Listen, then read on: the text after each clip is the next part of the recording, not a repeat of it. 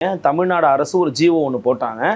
தெருக்கள்ல, சாலைகள்ல, அங்கங்க நகரங்கள்ல இருக்கக்கூடிய சாதி ஒட்டு பெயர்களை நீக்கணும் அப்படின்றத போட்டாங்க. அப்புறம் குளங்கள், நீர்நிலைகளுக்கெல்லாம் பேர்களை கொடுத்தாங்க. அப்புறம் இந்த தெருக்களுக்கு இந்த பேர்களை வைக்கலாம்னு சொன்னாங்க. அதில் சில பேரோட பேர்களை மிஸ் ஆயிருக்குன்னு அது விமர்சனங்கள் வந்துச்சு.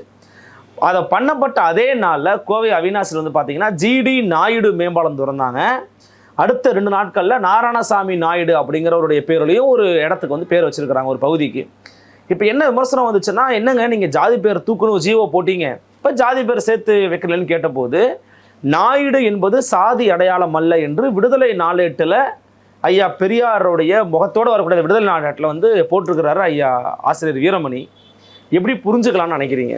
நம்ம ஏற்கனவே ஒரு தடவை பேசணும், தமிழ்நாட்டில் சாதி ஒழிப்பு தமிழர்களுக்கு மட்டும்தானா, மற்றவங்களாம் சாதி பேர் போட்டுக்கிறான் கேட்டிருக்கீங்களான்னு நானே உங்ககிட்ட கேட்டிருக்கிறேன். அதே தான் இங்கேயும் நம்ம கேட்க வேண்டிய கேள்வி என்னன்னா, தமிழ்நாட்டில் இருக்கக்கூடிய தமிழர்களினுடைய அடையாளங்களை நீக்கிறதுக்கு தான் இந்த சாதி ஒழிப்புன்ற சொல் பயன்படுத்தப்படுதே தவிர தெலுங்கர்களுடைய அடையாளத்தை நீக்கிறதுக்கு இந்த சொல் பயன்படுத்தப்படலை. நீங்கள் ஈவே ராமசாமியோடைய காலகட்டத்திலே பார்த்தீங்க அப்படின்னா, அவர் வந்துட்டு முகமது அலி ஜின்னாக்கு எழுதின கடிதத்தில் ஈவே ராமசாமி நாயக்கர்னு தான் கையெழுத்து போட்டிருப்பார். கடிதம் ஆங்கிலத்தில் எழுதின கடிதம் இருக்குது, இப்பயும் இருக்குது.